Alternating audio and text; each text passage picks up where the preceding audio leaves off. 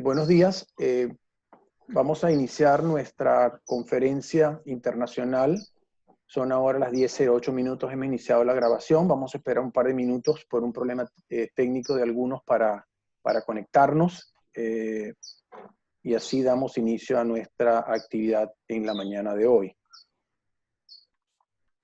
Sí.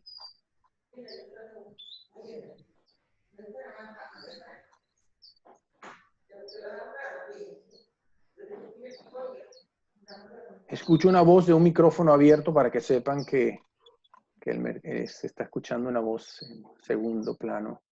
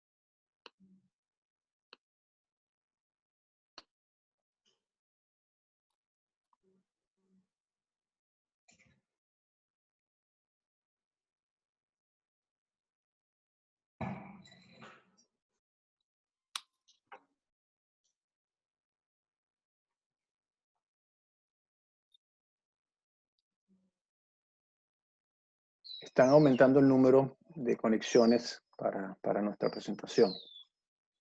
Esperemos un ratito más y gracias.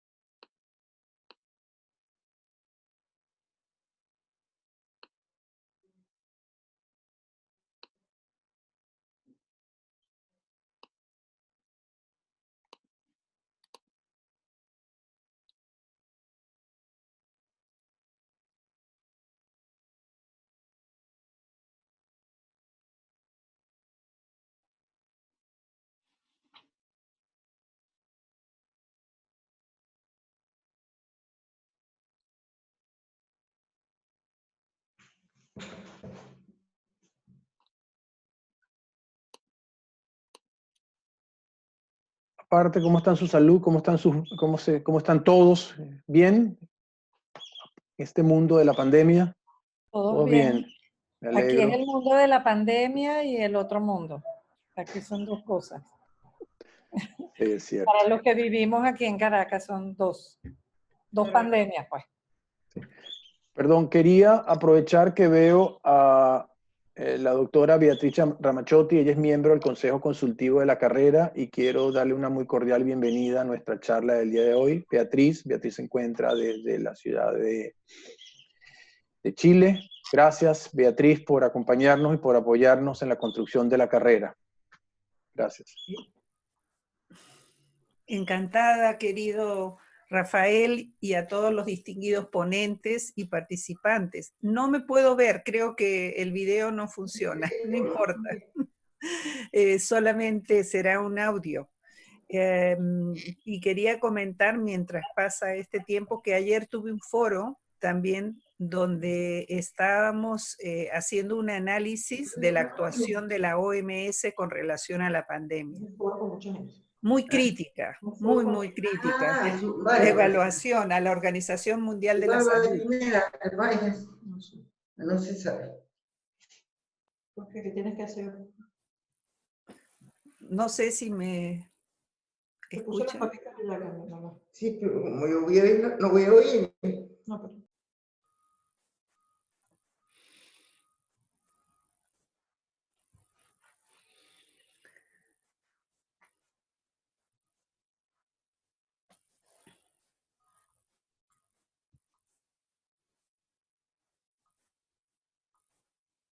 Te escucho.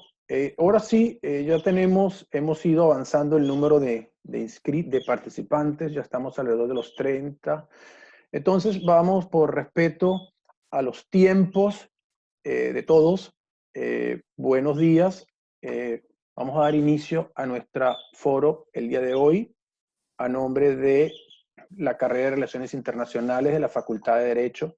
Nos complace muchísimo estar en la mañana de hoy realizando nuestro tercer foro de reflexión y debate. El mes de agosto iniciamos el primero y la semana pasada hemos iniciado el foro relativo a Venezuela, a la Corte Penal Internacional, un elemento de suma actualidad y dada la coyuntura de Venezuela y dada el joven órgano internacional que se está construyendo y con estos devenires le permite su fortalecimiento y crecimiento. Así pues, buenos días. Vamos a dar inicio al Foro Venezuela y la Corte Penal Internacional, parte 2, el día de hoy. Señores autoridades de la UPC, autoridades de la Universidad Alfonso X el Sabio de Madrid, autoridades del Berg Institute, estimados invitados, estimados ponentes, muchísimas gracias. Es muy grato saludarlos y darle la más cordial bienvenido a este foro internacional que hemos denominado La situación de Venezuela en la Corte Penal Internacional, aspecto material de la investigación formal del caso Venezuela en la Corte Penal Internacional, parte 2. La semana pasada, 5 prestigiosos académicos, profesores, los Alfonso García Corrochano, Víctor Rodríguez Cedeño, quien hoy nos acompaña, muchísimas gracias, Antonio Pastor Palomar, Juan Carlos Gutiérrez y Claudio José Sandoval Velázquez, reflexionaron sobre temas fundamentales vinculados con el examen preliminar, sus distintas fases, la competencia de la Corte, en particular sobre crímenes de lesa humanidad y todo lo relativo a la complementariedad. Un examen que inicia la Fiscalía en esta nueva fase para determinar la procedencia y de iniciar una investigación formal y abrir pues los señalamientos que hubiesen en relación al juicio que se avecina. Hoy, en esta segunda parte, reconocidos docentes disertarán sobre las cuestiones materiales y procesales más relevantes a la situación 1 de Venezuela, lo relativo a los posibles crímenes de lesa humanidad cometidos, las pruebas, cadenas de mando, situación de las víctimas, la protección de los derechos y las reparaciones debidas, entre otros. Adicionalmente, deseo expresar mi muy profundo reconocimiento y especial deferencia a las instituciones que han hecho posible la celebración de este foro, la Universidad Alfonso X de Madrid y el Berg Institute, así como el grupo Voces de la Justicia. Señores y señores, muchísimas gracias y damos pues inicio a nuestro foro de reflexión el día de hoy. Para ello cedo la palabra a nuestra primera expositora, la profesora Milagros Betancourt Catalá, docente de Derecho Internacional Público de la Universidad Católica Andrés Bello de Caracas, embajadora de carrera de Venezuela, negociadora por Venezuela del Estatuto de Roma, quien nos abordará el tema, la prevención de los crímenes internacionales y el rol de la Corte Penal Internacional. Profesora Betancourt, tiene usted la palabra. Un momentito.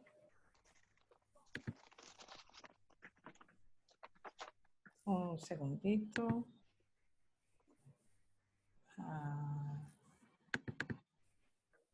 Muchas gracias, Rafael.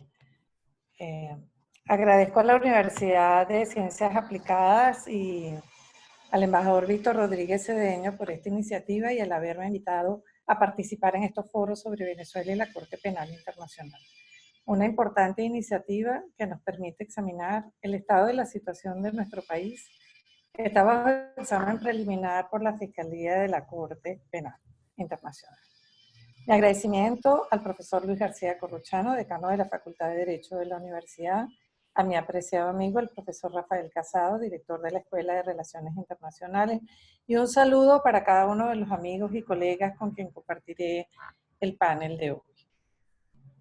Me corresponde iniciar este foro con un tema que usualmente ocupa poco espacio en el análisis de la Corte, como lo es su labor preventiva, que junto con la sancionatoria debe cumplir y desarrollar para su eficaz funcionamiento.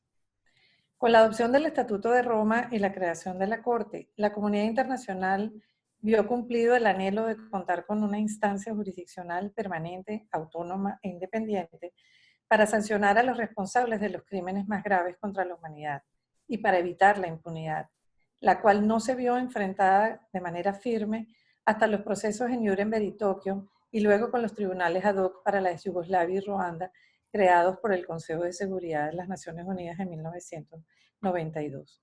Todas estas instancias ex post facto, es decir, luego de ocurridos los hechos. La decisión de los Estados, sin embargo, en avanzar en la creación de la Corte Penal Internacional fue la de darle una doble dimensión, vinculada, por supuesto, a los fundamentos y fines del derecho internacional penal, que son sancionar y prevenir. La mayoría de quienes participaron o participamos en el proceso de elaboración del Estatuto de Roma, asumimos que el valor del nuevo tribunal reside en su mensaje de disuasión, en su potencial para impedir atrocidades futuras. Al decir del profesor Sherif Bassiouni, presidente del comité de redacción de la conferencia diplomática en Roma en la que se adoptó el estatuto, el castigo de los criminales de guerra debería estar motivado primordialmente por su efecto disuasorio, por el ímpetu que les da a las pautas de perfección de la conducta internacional. El mismo Bassiouni, en la ceremonia de apertura a la firma del Estatuto de Roma en julio de 1998, expresó que la Corte Penal Internacional no será una panacea para todos los males de la humanidad. No eliminará los conflictos, no resucitará a las víctimas o regresará a los sobrevivientes a sus condiciones iniciales de bienestar y tampoco llevará a la justicia a todos los perpetradores de los crímenes atroces, pero sí contribuirá a evitar algunos conflictos, prevenir algunas victimizaciones y llevar a la justicia a muchos de los perpetradores de esos crímenes. En esa labor, la Corte fortalecerá el orden internacional para contribuir a la paz y la seguridad. Como tal, la Corte, como cualquier otra institución nacional, sumará su contribución a la humanización de la civilización. Lo cierto es que para entonces ya se tenía conciencia de que los crímenes internacionales, es decir, aquellas conductas delictivas atroces que atentan contra la persona humana, que por su gravedad trascienden a la comunidad internacional, producen una vulneración en el orden internacional, pues atentan contra las normas de protección de los derechos humanos. Y que la sanción, si bien es parte de la lucha contra la impunidad, no es la tarea exclusiva de la nueva Corte. La prevención es una función que la justifica y que se relaciona, como veremos ahora, con el inicio de los exámenes preliminares, el principio de complementariedad, la cooperación por parte de los estados y el inicio de la investigación formal, es decir, cuando se comienzan los juicios para establecer la responsabilidad individual de los autores, tras la autorización de la Sala de Cuestiones Preliminares. Hoy en día hay más que evidencia de que las experiencias vividas en distintos países y sus sociedades han puesto de manifiesto que una situación en la que se produzcan violaciones masivas a los derechos humanos y se cometan crímenes internacionales genera diversas consecuencias, tanto para el país que la sufre como para el entorno. Da lugar al resquebrajamiento de la institucionalidad, ruptura del Estado de Derecho, corrupción, aumento de la pobreza, inmigraciones o éxodos masivos que afectan principalmente a los países vecinos y que puede poner en peligro la paz y la seguridad regional o universal según las circunstancias. Creo que aquí he podido definir claramente la situación en la que vive nuestro país. En cuanto a la acción preventiva, la doctrina coincide en considerar que la misma está relacionada con el mantenimiento del orden jurídico internacional, como ya hemos dicho, y su ejercicio unido a los avances que han permitido la aplicación misma del derecho internacional penal, tales como la superación del principio de no intervención en los asuntos internos de los estados, el considerar o la categorización del individuo como sujeto de derecho internacional y la preeminencia de los derechos humanos adoptada por los estados a través de sus convenios, acuerdos y pactos internacionales. Aun cuando tanto en la normativa como en la doctrina se le haya dado mayor peso a la dimensión sancionatoria de la Corte, su labor preventiva tiene tal vez para la sociedad mayor importancia, y la Corte, a través de los principios y mecanismos pertinentes, debe cumplirla a cabalidad. Sin disminuir su labor sancionatoria, Debo decir acá que incluso lo que reconocen algunos, el castigo de los autores sería menos importante que la determinación de la verdad, el reconocimiento a las víctimas y la reparación debida a estas en esa visión integral que ha dado el Estatuto de Roma a la Corte Penal y a su laudo. La acción preventiva de la Corte está expresada o consagrada principalmente en el párrafo 5 del preámbulo del Estatuto de Roma, en el que los estados aparecen decididos a poner fin a la impunidad de los autores de los crímenes y contribuir a la prevención de nuevos crímenes. Estas expresiones, por supuesto, tienen que ser abordadas con una visión integral, ya que no pueden interpretarse sin tomar en cuenta el contenido previo del párrafo 4, que compromete a los estados a adoptar medidas en el plano nacional e intensificar la cooperación internacional para asegurar que estos crímenes sean efectivamente sometidos a la acción de la justicia, y al párrafo 10, que dispone el carácter complementario de la jurisdicción de la Corte. Ahora bien, ¿cómo aborda la Corte esta función preventiva a la luz de su naturaleza jurídica? Como sabemos, la Corte Penal Internacional es una institución que tiene una doble naturaleza jurídica. En primer lugar, es una organización internacional, tal como la define el derecho internacional, integrada por estados, creada mediante un tratado, regida por el derecho internacional, con personalidad jurídica internacional propia. Pero es también un órgano jurisdiccional cuyo objetivo es impartir justicia mediante la aplicación del derecho penal internacional, del cual se desprende su doble campo de acción. El sancionatorio, que tiene como objetivo hacer justicia y que está basado en dos aspectos fundamentales: su competencia material, que abarca los crímenes internacionales sobre los cuales puede ejercer la jurisdicción, y la responsabilidad penal internacional del individuo a la cual ya me he referido.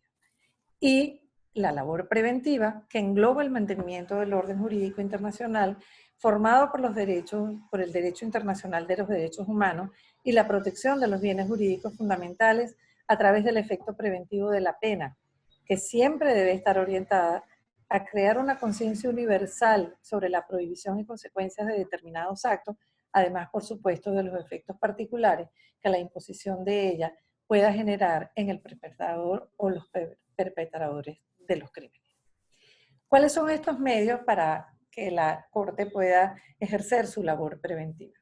En primer lugar, el principio de complementariedad y la obligación de los estados de cooperar. La complementariedad es el pilar central y la columna vertebral de todo el sistema de la Corte establecido en el Estatuto de Roma. Otorga a los estados la prioridad en la obligación de investigar y sancionar los crímenes cometidos en su territorio y o por sus nacionales. Pone el acento en la legislación doméstica de los estados, lo que hace de la Corte una instancia complementaria, no de alzada sustituta de los tribunales domésticos, y que, como sabemos, no ejercerá competencia ni podrá enjuiciar a los presuntos responsables de crímenes internacionales, a menos que los estados no tengan la capacidad o la disposición para hacerlo, de conformidad con lo previsto en el propio estatuto. Ya el viernes pasado escuchamos la excelente exposición del profesor Claudio Sandoval sobre el tema de la complementariedad, por lo que no creo necesario que abundar en mayores consideraciones sobre este punto tan importante. Cabe sí comentar que la Corte Penal Internacional, a través de este principio, debe jugar un rol preventivo determinante. En la medida en que pueda verificar de manera oportuna y eficiente las cuestiones de inadmisibilidad establecidas en el artículo 17 del Estatuto, en esa misma medida alertará a los estados en su obligación de impartir justicia y de adoptar medidas internas para prevenir la comisión de nuevos crímenes, como ya vimos que aparece en el preámbulo. Tengamos presente siempre que tanto el derecho penal interno como el internacional son instrumentos para el mantenimiento del orden social. Pero cuando las situaciones son evidentes y remitidas por estados partes o por el Consejo de Seguridad, o cuando la Fiscalía decide considerar las situaciones en la Corte y decide abrir un examen preliminar, se inicia el camino para realizarlo, encontramos una primera indicación del poder sancionatorio de la Corte, pero que sin duda tiene un efecto preventivo o disuasorio, aunque desde luego ello estaría sometido o podría tener ese efecto de manera mucho más concreta con la continuación y conclusión efectiva del examen preliminar y dando paso al inicio de la investigación y, por supuesto, de los procesos correspondientes para castigar a los autores de los crímenes. El inicio del examen preliminar es fundamental a la complementariedad y al ejercicio de la jurisdicción de la Corte, aunque el proceso como tal adolezca de ciertas debilidades, como lo han reconocido expertos en los últimos tiempos. Pero es realmente, como veremos, que el mejor efecto disuasivo es el inicio formal de la investigación tras agotarse el examen preliminar y determinarse la admisibilidad de conformidad con el estatuto. En este sentido, es claro, además, que el principio de complementariedad va de la mano del compromiso de cooperación. Con la adopción del Estatuto de Roma, los Estados, además de aceptar la competencia de la Corte, asumieron la obligación de cooperar con ella para que pueda cumplir cabalmente su función. Son muchos los Estados ya que han suscrito acuerdos de cooperación con la Corte o han adoptado sus legislaciones para cumplir tal compromiso. Lamentablemente, no es este el caso de Venezuela. Estamos en mora en ese sentido. La parte 11 del Estatuto desarrolla las figuras de la cooperación internacional y la asistencia judicial entre la Corte y los Estados. En particular, conforme al artículo 88, los Estados se asegurarán que en el derecho interno existan procedimientos aplicables a todas las formas de cooperación que se especifican en el Estatuto. Ahora bien, la labor preventiva de la Corte y la complementariedad están muy vinculados con el principio todavía en desarrollo o la doctrina de la responsabilidad de proteger. Como ustedes saben, esta doctrina supone un nuevo enfoque del concepto de soberanía, entendida hoy en día más allá de un derecho del Estado, sino como también una responsabilidad que centra su atención en el individuo al que se le ha investido de la facultad de reclamarle al Estado la protección de sus derechos fundamentales y ante su incumplimiento lo asume la comunidad internacional. Las Naciones Unidas en el año 2005, como aparece en el informe de la Cumbre Mundial, acordó circunscribir el alcance del principio a las situaciones en que la vulneración de los derechos humanos constituyan crímenes internacionales como el genocidio, los crímenes de guerra y los crímenes de lesa humanidad. La existencia de situaciones graves que hagan necesaria la intervención de la comunidad internacional a fin de restablecer el orden y recomponer el Estado de Derecho, entre otros objetivos. El secretario general de las Naciones Unidas, al referirse a este principio, en su informe a la Asamblea General, señaló, en el año 2009, señaló expresamente que el Estatuto de Roma es uno de los pilares claves de la aplicación de la responsabilidad de proteger, la cual evidentemente se fundamenta en el carácter complementario de la Corte en relación con las jurisdicciones nacionales, que como antes ya señalamos, indica el Estatuto, el Estado es el primer responsable en la prevención y sanción de los crímenes internacionales.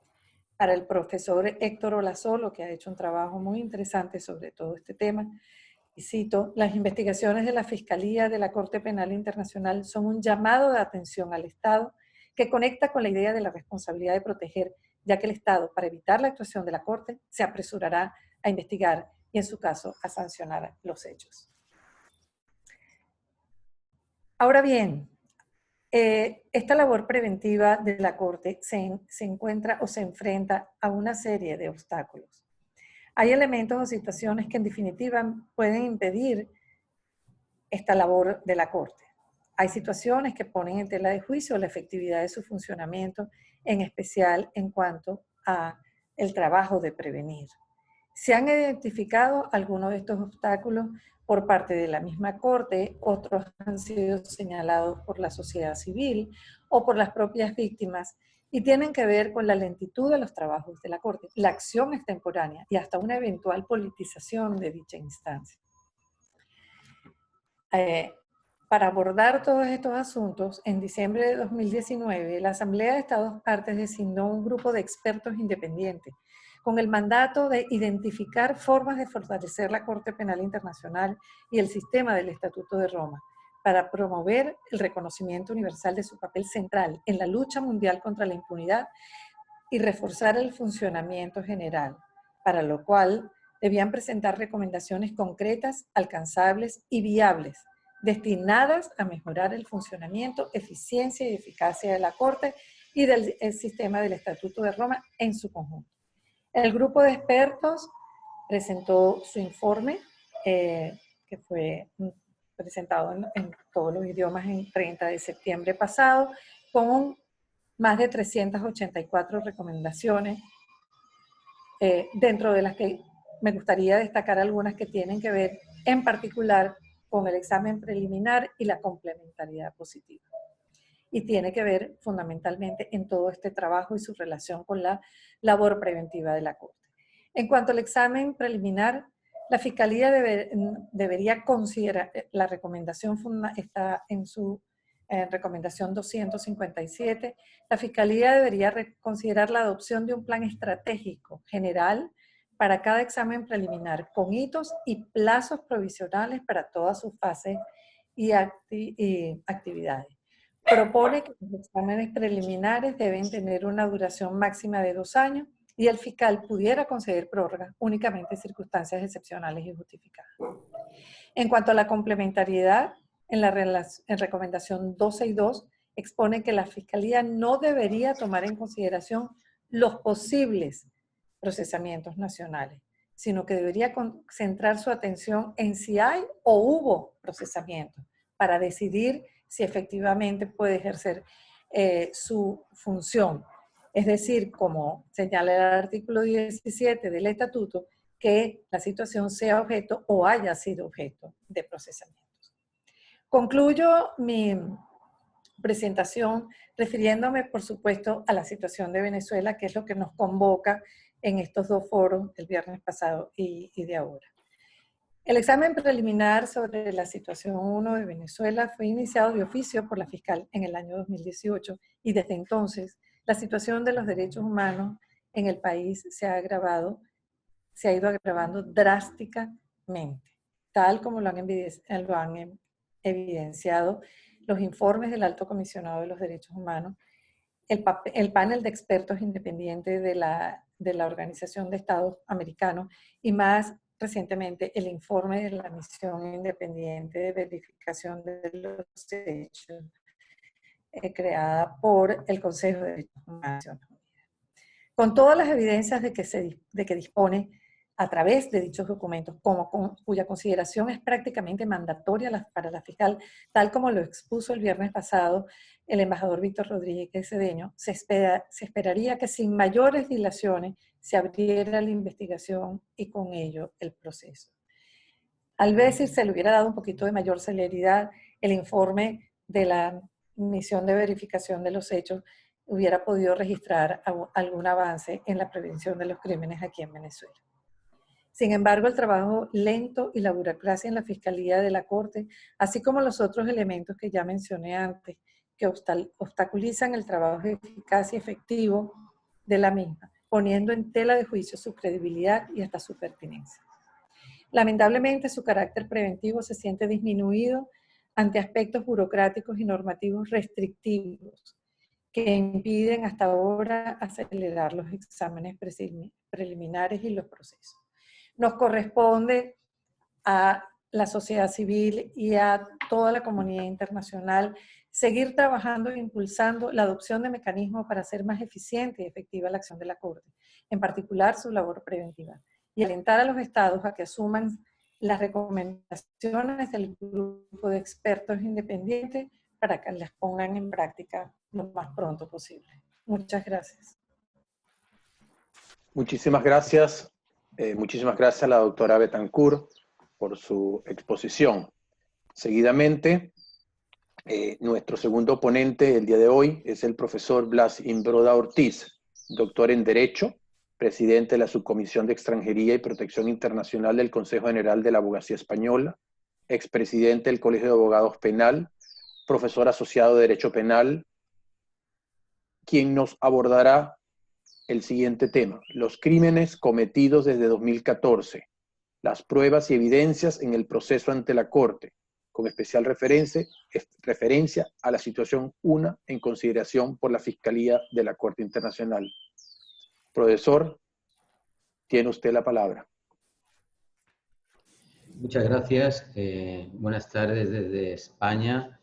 Es un honor participar acompañado de tantas personas relevantes del mundo académico, del mundo jurídico, de mi profesión también, de la abogacía. Muchas gracias, y a la universidad organizadora, al profesor Casado, muchas gracias. Le felicito por esta excelente organización. Y, por supuesto, quiero dar un agradecimiento también especial al profesor Víctor Rodríguez, que es una referencia para todos y al que me une pues, amistad desde el respeto y la admiración que siento por él.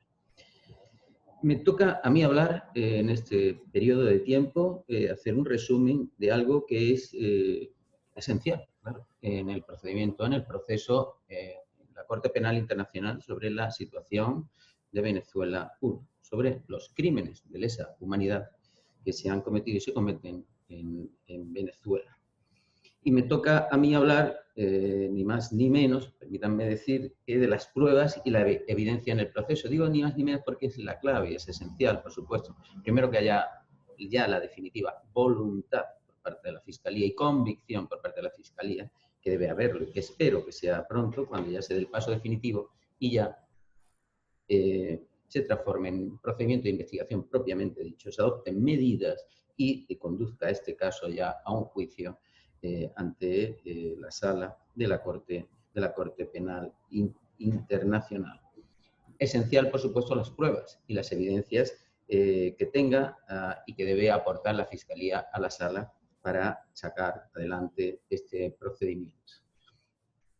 Dicho esto, tendría también que, que expresar también previamente pues una reserva, claro, por mi condición de abogado, que he trabajado en este ámbito y que he intervenido en algunas de las denuncias y con equipos también que trabajamos en este tema de las denuncias ante la Corte Penal Internacional por el caso concreto de Venezuela, que tenga que mantener ciertas reservas sobre pruebas y no pueda referirme ya a entrar en detalle a determinados elementos probatorios que han sido aportados a la Fiscalía de la Corte y que tiene en su poder para efectuar el análisis, acabar el examen preliminar e iniciar ya el proceso de investigación. No obstante, sí me referiré en líneas generales a lo mismo.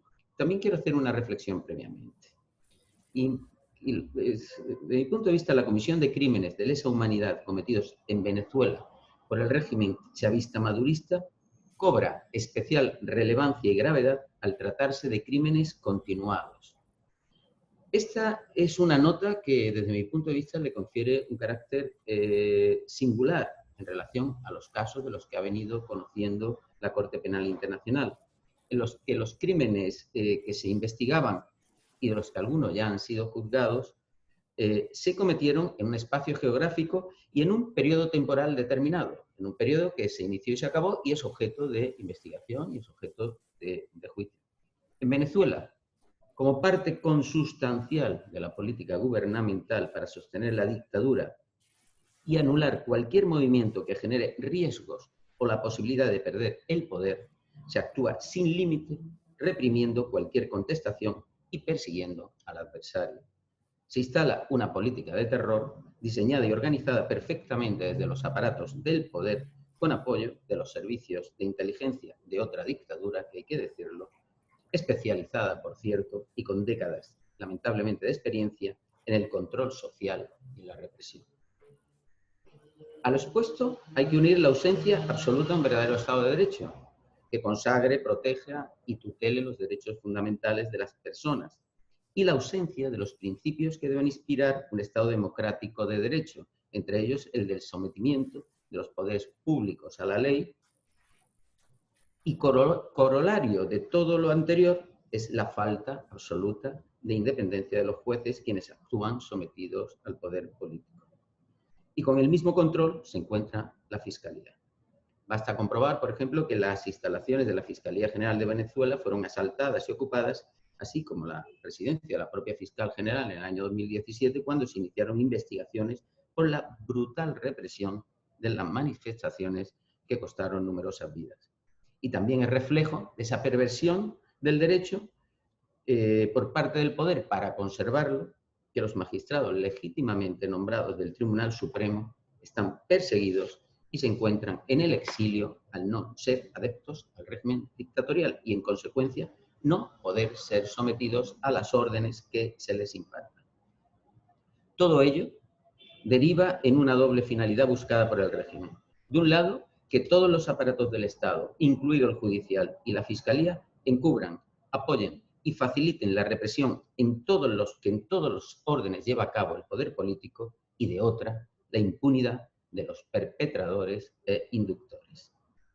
Los crímenes de lesa humanidad son inherentes a las dictaduras de corte tiránico, entendiendo por tal aquellas que carecen del menor respeto a los más mínimos derechos de los ciudadanos, anteponiendo el sacrificio de estos, incluido el respeto a la vida, ante el menor riesgo de pérdida del poder.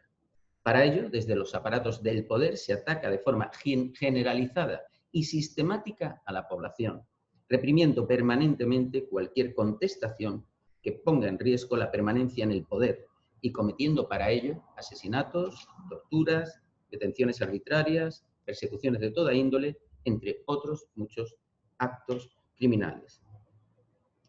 Acabo en esta reflexión. Que estemos ante crímenes de lesa humanidad continuados precisa que la Fiscalía de la Corte Penal Internacional actúe con agilidad y con celeridad, lo que, sin embargo, lamentablemente no ha ocurrido en el examen preliminar de Venezuela, por razones que entiendo debieran provocar la reflexión y un análisis crítico en el propio funcionamiento de la Fiscalía de la Corte Penal Internacional. ¿Qué se ha aportado a la Corte Penal Internacional a lo largo de estos años? O en línea general, la dictadura, se han aportado numerosas pruebas durante muchos años. Tengo que decir también que esto se empezó ya durante el tiempo de la dictadura del general Chávez. Y la dictadura que implantó este general fue objeto, o el comandante Chávez, fue objeto de distintas denuncias ante la Corte Penal Internacional. Tras la entrada en vigor del Estatuto de Roma en julio del año 2002, en la anterior década se presentaron denuncias ante la Fiscalía que no tuvieron acogida. Desde el inicio, la Fiscalía de la Corte Penal Internacional centró y enfocó su trabajo en situaciones que afectaban al continente africano. Y esta ha sido la experiencia. Pero una experiencia que debería hacer reflexionar. Y nos podría hacer reflexionar a nosotros, y al final haré también plantearé una cuestión. La Corte Penal Internacional durante todos estos años y la experiencia pues derivan en procedimientos sentando en el banquillo a líderes y a personas, a criminales o a presuntos criminales, que luego no lo han sido, que actuaban en el continente africano. El primer juicio, como sabemos todos, fue el de Tomás Lubanga Dilo. En el año 2012 fue condenado a 14 años de prisión por crímenes de guerra por alistar a menores de 15 años para participar activamente en hostilidades y enfrentamientos a la República Democrática del Congo. Posteriormente fue condenado en el año 2014 a 12 años Germán Katanga, también por crímenes de guerra cometidos en la aldea de Bogora, en la República Democrática del Congo.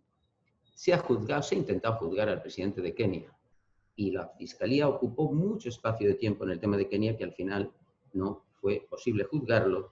Y se intentó al vicepresidente Ruto y a otra persona más y tampoco al final fue archivado por el propio tribunal.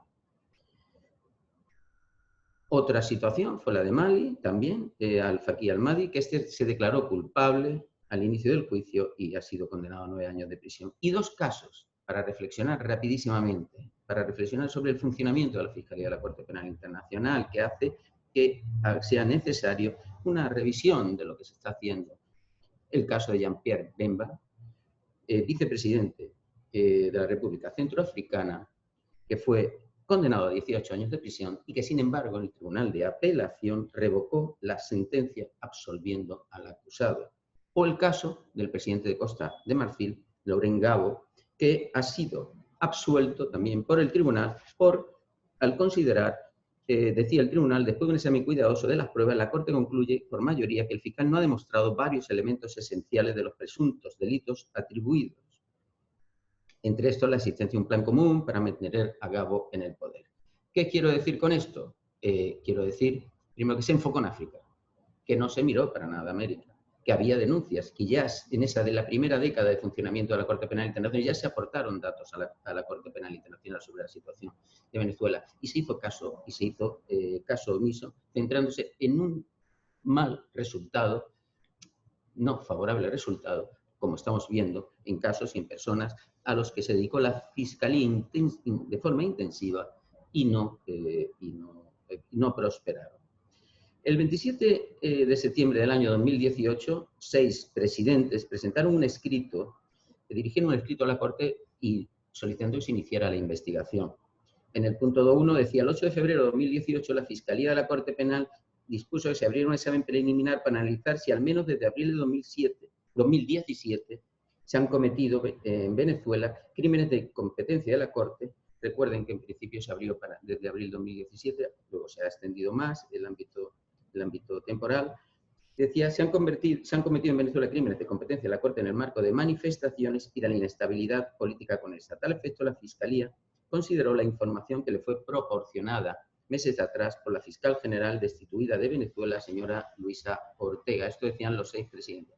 En efecto, en noviembre del año 2017, la doctora Luisa Ortega presenta una denuncia en la Corte Penal Internacional, en la que tuve profesionalmente el honor de trabajar junto a la fiscal y acompañar a la presentación de esta denuncia, en la que se aportaban numerosísimas pruebas documentales, pruebas que eran de fuentes no abiertas.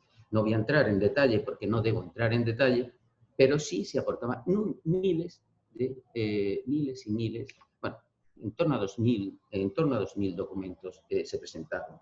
Documentos que acreditaban los crímenes de lesa humanidad que se estaban cometiendo en Venezuela. Tenía una abundante prueba ya la fiscal. Eso sí, miles de 2.000 documentos, montones y montones de páginas en español, porque eran documentación de Venezuela. Que tengo que decir aquí al final también que un problema, y en estos foros también yo creo que deben decirse, un problema esencial también que ocurre es que el español no sea lengua de trabajo en la Corte Penal Internacional. Lo son el inglés y el francés, como saben, y la mayoría de los funcionarios pues, proceden del mundo angloparlante o del mundo francófono, y sin embargo son minoría los trabajadores allí del ámbito hispanohablante. Un error gigante, teniendo en cuenta que el español es la segunda lengua del mundo y que además hay un continente y parte también, España, un continente grande y muchos sitios donde el español se habla. Eso es un problema a la hora de analizar todas las pruebas y a la hora de trabajar más una no positiva organización por parte de la Fiscalía.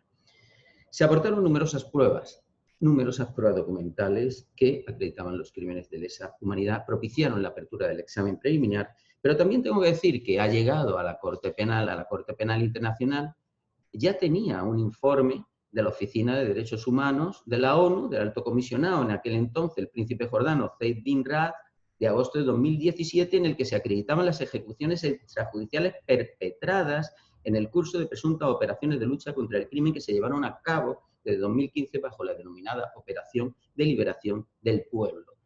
Eso está absolutamente acreditada. La Operación de Liberación del Pueblo tiene todas las pruebas la Corte Penal Internacional. Lo dijo y lo aportó. Además, se han aportado muchas pruebas de distintos, por otras personas. También el informe de la Oficina de Derechos Humanos de Naciones Unidas en el año 2018 también ponía de relieve también las ejecuciones extrajudiciales, las detenciones arbitrarias, los malos tratos, y fueron documentadas y también se aportó a la Corte Penal Internacional. Eso lo tiene. 2 informes de Naciones Unidas cuando todavía no era alta comisionada Michelle Bachelet. Sí, cuando esta señora es alta comisionada, se le aportó también las graves violaciones y pruebas de graves violaciones en un informe de julio del año 2019. La Organización de Estados Americanos, conocemos todos el panel de expertos que creó y las pruebas que se practicaron, aportó numerosísimas pruebas que están en poder de la Corte Penal Internacional. Y también otras ONG, no me voy a extender, como Amnistía Internacional, también la Asociación de Abogados, el Foro Penal de Venezuela, hasta llegar al informe del Consejo de Derechos Humanos de Naciones Unidas, que contiene las conclusiones de la Misión Internacional Independiente de Determinación de los Hechos sobre Venezuela, reciente, de 2 de octubre de 2020, que aparece un examen detallado y minucioso de los crímenes que se han comprobado y de los que se tienen las pruebas. ¿Por qué no se abrió la investigación? Si se ha dado cuenta, si Naciones Unidas, el alto comisionado anterior, la actual alta comisionada de Derechos Humanos, la Organización de Estados Americanos, tantos organismos internacionales, y tarda en darse cuenta la Fiscalía de la Corte. Creo que esas deficiencias de organización, lamentablemente el tema del español, que es algo que sin embargo acomoda a los que hablan otros idiomas y les permite estar y trabajar en la Corte Penal Internacional, cierra las puertas al ámbito hispanohablante o limita bastante el ámbito hispanohablante y perjudica las investigaciones ante crímenes tan graves como los que estamos denunciando. Resumo, las pruebas, que son numerosas, les puedo asegurar, y que tiene pruebas sobradas la Corte Penal Internacional, deben contemplar dos aspectos esenciales, los dos elementos del crimen de lesa humanidad: el elemento del contexto, el ataque generalizado y sistemático contra la población civil con conciencia organizada desde los aparatos del poder, y de esto hablará la doctora Soranit Hernández sobre el tema de la cadena de mandos, etcétera, la autoría inmediata y los autores materiales, pero se debe acreditar y se acredita perfectamente y tienen documentación perfecta de la organización desde los aparatos del poder de todos estos ataques generalizados y sistemáticos contra la población civil. Esas pruebas las tiene la Fiscalía de la Corte Penal Internacional. Forma parte del funcionamiento de los aparatos de poder, como decía al principio, en una dictadura de este corte. Para permanecer en el poder hay que reprimir al pueblo, hay que contestar de forma implacable cualquier tipo de actuación que ponga en riesgo la pérdida del poder. Además de probar el elemento de contexto, tiene la Corte Penal Internacional suficientes pruebas, abundantísimas pruebas, de los actos singulares. El crimen de lesa humanidad, como todos sabemos, es ese ataque generalizado y sistemático contra la población civil desde los aparatos del poder, con conocimientos organizados desde los aparatos del poder, que luego se tienen que materializar en los actos singulares, como son asesinatos. Hay pruebas perfectamente de toda la brutal represión a las manifestaciones, de ejecuciones extrajudiciales, etc. O otro acto singular, como es la deportación o traslado forzoso de población. Por cierto, que esto fue denunciado por el doctor Walter Márquez y en su día, sin embargo, la Fiscalía no quiso entrar en el tema.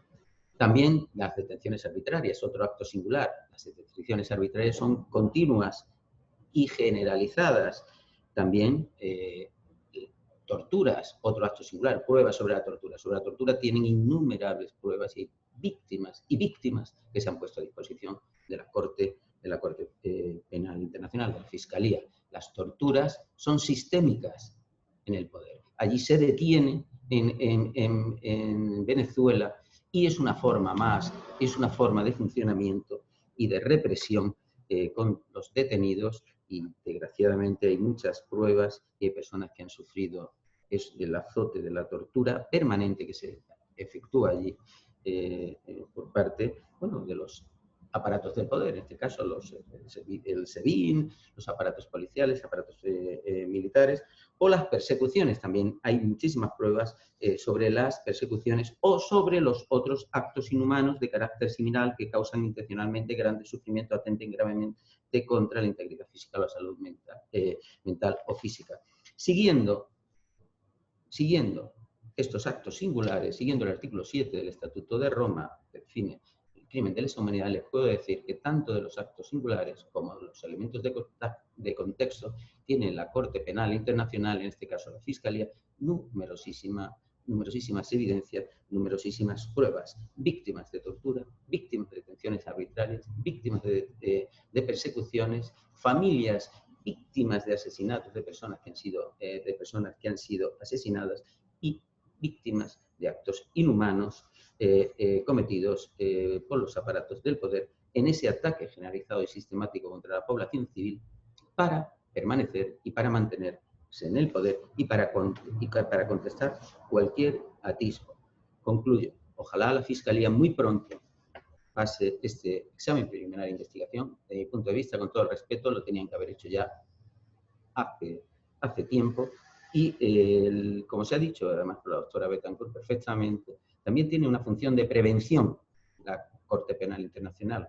Y esto es algo clarísimo. La Corte Penal Internacional tiene que lanzar una voz al mundo permanente en el que nadie quedará impune ante los más execrables crímenes que cometan desde el poder.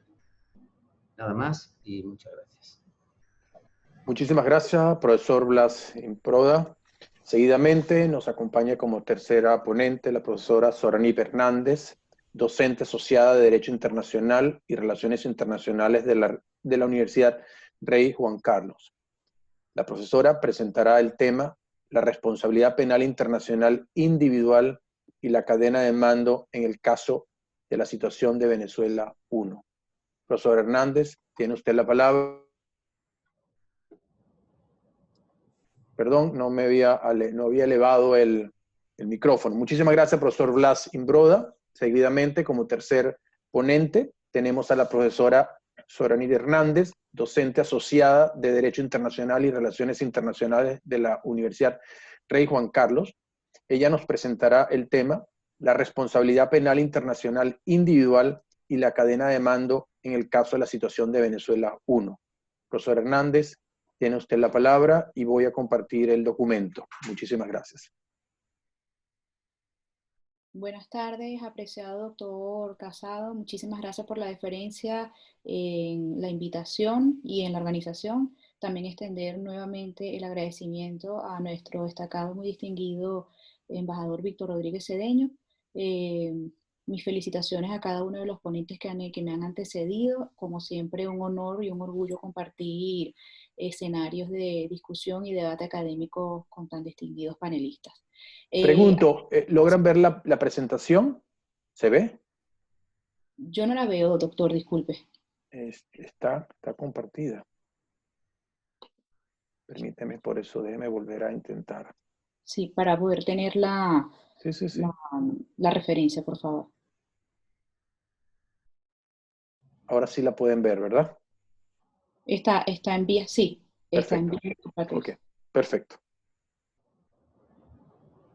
Le voy a pedir, doctor Casado, si me puede ir apoyando la transición y muchísimas gracias, disculpe. Solamente me avisa próxima y ya yo le cambio a la próxima presentación. Gracias. Correcto, gracias. En efecto, nos vamos a referir brevemente a la responsabilidad penal internacional individual en la cadena de mando en el caso de la situación Venezuela 1.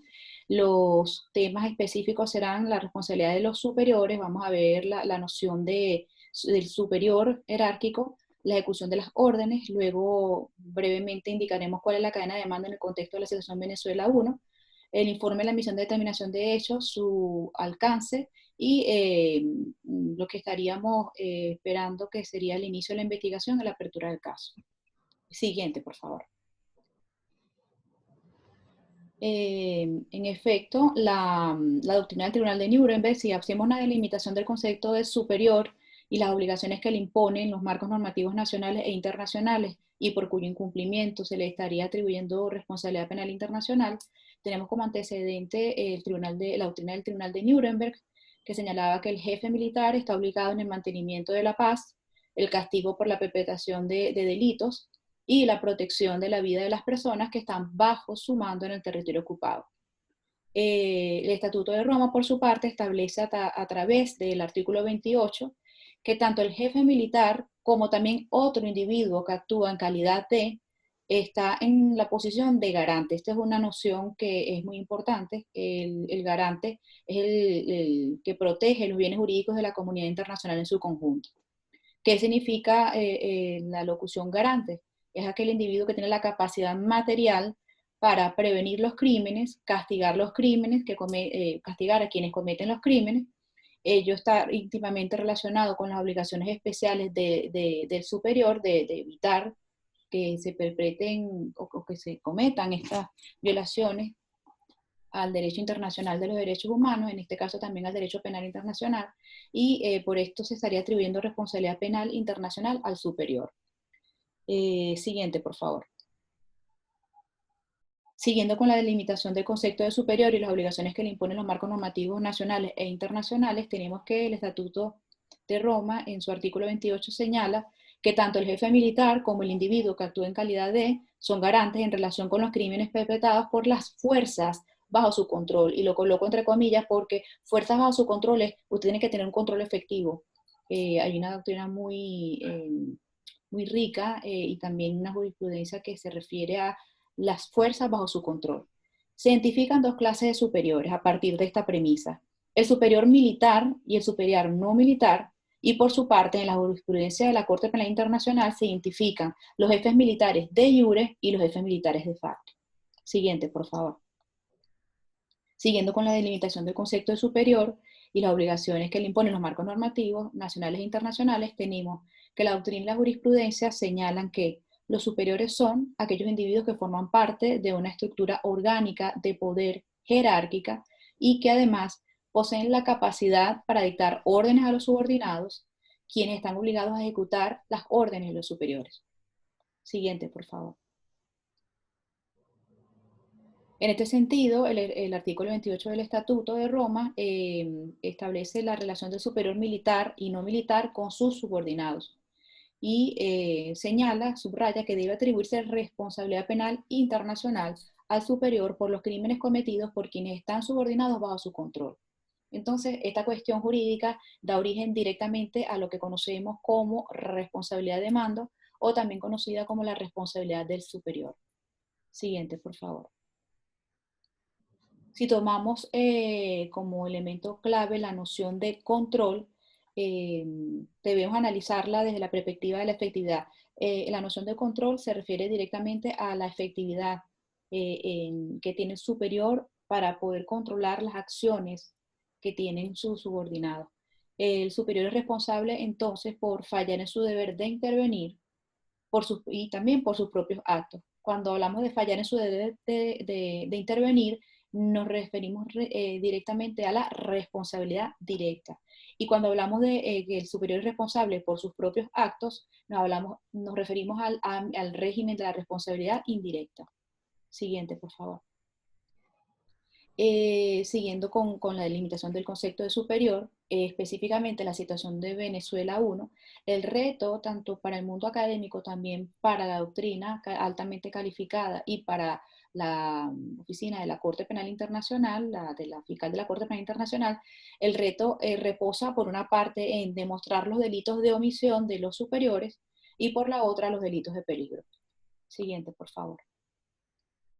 En este sentido, la responsabilidad del superior o responsabilidad de mando tendría que basarse en dos vertientes. Uno, demostrar la omisión en las diferentes vertientes como la intencional de prevenir, la imprudente de prevenir, la intencional de castigar y la imprudente de castigar.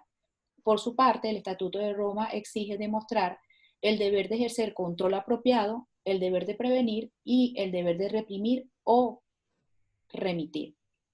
Siguiente, por favor. En este sentido, refiriéndose específicamente a la situación de Venezuela 1, es de interés de mostrar el control efectivo de los superiores que ostentan el poder, que conforman la cadena de mando del Estado venezolano y demostrar la estructura jerárquica. También es de interés demostrar la causalidad entre los siguientes elementos: la omisión del deber de superior y los crímenes perpetrados por sus subordinados.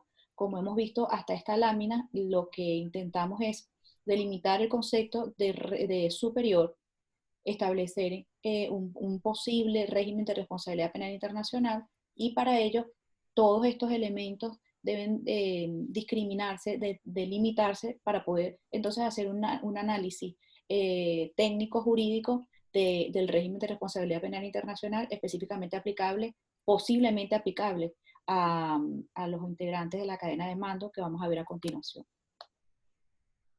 Vemos que nos encontramos con la categoría de superiores militares. Tenemos entonces el comandante jefe de las Fuerzas Armadas de la República Bolivariana de Venezuela en una relación de superioridad jerárquica vertical, y esta superioridad jerárquica vertical la ejerce sobre el ministro de Defensa General en jefe del Ejército Bolivariano Venezolano y al jefe del Comando Estratégico Operacional de la Fuerza Armada Nacional. El ministro de Defensa, a su vez, ejerce una superioridad jerárquica vertical sobre el director de estas instituciones que en Venezuela tienen el mandato de mantener el orden y la seguridad ciudadana. El director de CONAS, que por sus siglas es un órgano judicial encargado de evitar actos de secuestro, el director general de Centro de Inteligencia y el director de la Guardia Nacional Bolivariana. Esta estructura militar y esta estructura civil que estamos viendo a continuación reposan sobre el artículo 232 de la Constitución de la República Bolivariana del año 1999, que se refiere específicamente al régimen de responsabilidad penal internacional del presidente, en tanto que comandante jefe de las Fuerzas Armadas y de los otros integrantes de la cadena de mando que estamos viendo a continuación. La otra categoría de responsabilidad del superior jerárquico es la categoría de los superiores civiles. Y aquí vemos nuevamente que nos encontramos con la figura del presidente de la República, también en una superioridad jerárquica vertical directa, que ejerce control sobre la figura del vicepresidente, el ministro de Relaciones Interiores, la fiscal general, o la figura de la Fiscalía General y la Defensoría del Pueblo. Y a su vez, esto directamente sobre estos otros organismos, ¿no? Que controlan, cuyas funciones serían el de controlar la seguridad ciudadana, mantener la paz y la seguridad en general de la nación, que son el director de SEBIN, director de CIPC, director de PNB. Estas siglas se refieren van directamente relacionadas con la función que cumplen dentro del mantenimiento de la seguridad ciudadana. Siguiente, por favor. En relación con las órdenes y su ejecución por parte de los superiores, tanto militares como no militares, vemos que las conclusiones detalladas de la Misión Internacional Independiente de Determinación de los Hechos sobre la República Bolivariana de Venezuela dice, y entre comillas, que los militares activos están obligados a obedecer las órdenes legales de sus superiores. Sin embargo, de acuerdo con la Ley de Disciplina Militar aprobada en diciembre de 2015, los oficiales militares están obligados a operar bajo una estricta regla de obedecer primero. Esta ley no distingue entre órdenes legales e ilegales. Solo después de cumplir una orden se puede presentar una queja por escrito en caso de desacuerdo con la misma. Dicha queja debe ser presentada al superior que dio la orden. Además, la Ley Orgánica de Justicia Militar impone hasta 16 años de prisión por desobediencia. En este sentido, vemos que esto tiene una relación directa sobre los subordinados, quienes están obligados a obedecer órdenes antijurídicas. Y bien conocemos todos los académicos que la obediencia debida no es un eximente para la responsabilidad penal internacional. Luego, siguiente, por favor. Como un elemento probatorio de estas cuestiones que que no solamente han sido documentadas, ¿no?, por esta misión de expertos independientes del órgano que vela por el sistema de protección, por la protección universal de los derechos humanos, como en el caso de la ONU, la oficina de la fiscal, de la Corte Penal Internacional reposa suficiente documentación para demostrar que en efecto hay una relación directa entre las órdenes y la ejecución de estas por parte de los subordinados. En este sentido, nosotros nos referimos específicamente al Plan Zamora 2017. Este plan justificó la aplicación de la justicia militar a los disidentes venezolanos y la actuación de la Guardia Nacional Venezolana para controlar las manifestaciones en Venezuela que se reactivaron en abril de 2017. Este órgano judicial está habilitado constitucionalmente para el mantenimiento del orden público. Sin embargo, actuaron con un alto grado de violencia, uso excesivo de la fuerza en contra de los civiles que se encontraban manifestando en el territorio nacional. Esta información es información que manejamos nosotros, quienes integramos la Comisión Venezolana para la Justicia Penal Internacional, cuyos integrantes hoy son el doctor Blas Jesús Embroda, el embajador Víctor Rodríguez Cedeño, en la sesión anterior el doctor Juan Carlos Gutiérrez y la humilde servidora. Este Plan Zamora 2017 es un plan estratégico operacional que tiene por objetivo controlar el orden interno y salió por primera vez a la luz pública en 9 de abril de 2014. Y coloco en rojo y en mayúsculas el siguiente enunciado. Su objetivo, a efectos de quienes estudiamos el derecho internacional de los derechos humanos y el derecho penal internacional, su objetivo es confrontar a la población venezolana. Y cuando hablamos de confrontación, es de forma violenta, sistemática y a través de un plan estructurado específicamente para reprimir, perseguir y estigmatizar a la población venezolana. Y allí, bueno, pues viene lo que es la doctrina del discurso del odio, donde hay también un efecto directo entre lo que dice, lo que enuncia un alto agente del Estado venezolano y el efecto que tiene directamente sobre la comisión de crímenes de lesa humanidad. Siguiente, por favor. Siguiendo con las conclusiones detalladas de la misión internacional independiente, este informe es de una importancia capital porque establece que tanto el gobierno como los agentes estatales y los grupos que trabajan con ellos han cometido violaciones flagrantes de los derechos humanos en este país. El informe del grupo de expertos indica que el presidente y los ministros del Interior y de Defensa tienen conocimiento de los crímenes. Aquí vemos una aproximación, ¿no?, a lo que es el régimen de responsabilidad penal internacional. Allí se evidencia, se destaca, se documenta patrones de violaciones y crímenes altamente coordinados de conformidad con las políticas del Estado. Son parte de un curso de conducta tanto generalizado como sistemático, constituyendo así crímenes de lesa humanidad. Esto también formaría parte, ¿no?, del análisis en la oficina de la fiscal de la Corte Penal Internacional en relación con los elementos contextuales, para poder justificar el inicio de una investigación. Y evidentemente activar la jurisdicción complementaria y subsidiaria de la Corte Penal Internacional sobre estos crímenes, competencia de esta instancia penal internacional. Siguiente, por favor. Asimismo, en estas conclusiones detalladas del informe nos encontramos con que el Estado venezolano ha incumplido con las obligaciones internacionales para procesar a los responsables de graves violaciones de derechos humanos constitutivas de crímenes internacionales a fin de acabar con la impunidad. ¿Qué significa esto? Que también hay una aproximación al régimen internacional del Estado.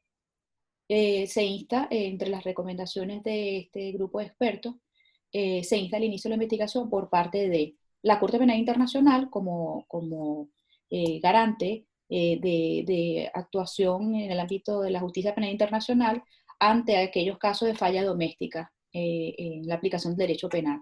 Lo coloco entre comillas porque es una cita directa tanto del doctor Olázolo como también del doctor Cay, ambos. Y por otra parte, se insta a la activación de la justicia universal. Aquí vemos que es la actuación de la comunidad internacional en su conjunto como titular del ius puniendi internacional. Luego, muchísimas gracias por la nueva lámina.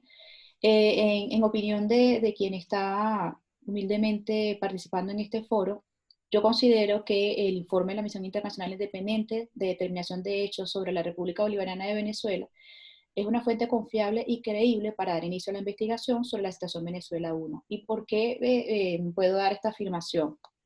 Porque la fiscal de la Corte Penal Internacional, cuando dio inicio a la investigación, por la cual tuvo que pedir autorización a la Sala de Cuestiones Preliminares, en el caso sobre Myanmar, la Corte no hizo trabajo de campo, de observación, en el lugar geográfico donde se estaban cometiendo estos crímenes de lesa humanidad contra la comunidad de los rohinyas. Y la fiscal, en el escrito que elevó a la Sala de Cuestiones Preliminares para solicitar el inicio de investigación, identificó como una fuente confiable y creíble un informe de una misión internacional independiente de la ONU, de expertos independientes de la ONU, que hizo trabajo de campo y documentó las violaciones graves de derechos humanos constitutivas de crímenes de lesa humanidad sobre esta comunidad. Con lo cual, nosotros instamos a la fiscal a que de inicio la investigación con base en lo que se ha documentado en este informe en relación con la situación de Venezuela aún. Siguiente, por favor. Finalmente, en relación con la investigación y procedimiento ante la Corte Penal Internacional, aquí quisiera hacer una observación especial que la estuve redactando antes de estar con ustedes, y me voy a permitir leerla literalmente, si me permiten un segundo para salirme acá de la pantalla. Doctor Casado, si me permite por favor la pantalla, dejar de compartirla para poder tener acceso a mi escrito, por favor. Muchísimas gracias. En relación con la última lámina que tenían allí en pantalla, nos referimos al inicio de la investigación y la apertura de caso.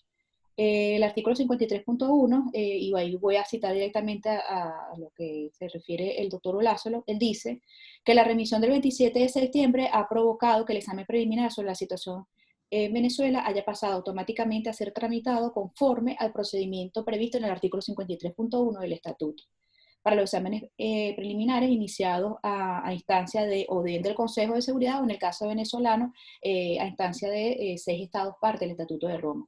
Ahora bien, él dice que la Fiscalía dispone de la facultad para adoptar por sí misma la decisión de apertura de una investigación sobre la situación en Venezuela. Por otra parte, establece, incorpora en esta ecuación de análisis de cuáles son los elementos que debe considerar la fiscal para el inicio de la investigación, establece que, haciendo una relación directa con el artículo 18.1 del Estatuto, ahora bien, tan pronto como la Fiscalía adopte una decisión en ese sentido, tiene conforme al artículo 18 la obligación de notificar dicha decisión a todos los estados partes, y aquellos estados que, teniendo en cuenta la información disponible, ejercerían normalmente la jurisdicción sobre los crímenes que se tratan. En ese sentido, para nosotros es muy preocupante que en efecto se vaya a trasladar esta información al Estado venezolano, quien pudiera argumentar, con base en el artículo 18, que se hacen responsables de empezar a aplicar la justicia que no han aplicado durante 20 años, conceder la tutela judicial efectiva sobre las víctimas, y evidentemente sabemos que el Poder Judicial en Venezuela está técnicamente, desde el punto de vista técnico-jurídico, tiene muchísimas falencias por la falta de adecuación del Estatuto de Roma, pero también sabemos que hay una falta de voluntad política para otorgar justicia y llevar a los máximos responsables de estas violaciones graves de derechos humanos constitutivas de crímenes de lesa humanidad ante la justicia. Nos preocupa que en efecto la fiscal, cumpliendo lo que dispone el Estatuto, la regla de procedimiento y pruebas, tenga que notificar, en el caso que, como esperamos, de inicio de la investigación, tenga que notificar al Estado parte de esto. ¿Qué pudiera pasar? Una inhibición, porque el Estado venezolano pide que le permitan actuar sobre los hechos, y pues en el caso subsiguiente, como dice el doctor Lázaro, que la fiscal no se inhiba y continúe, proteja las pruebas y se proteja a las personas, se impida la destrucción de pruebas, se impida la fuga de personas, y ello pues podría limitar el alcance de la información proporcionada a los estados.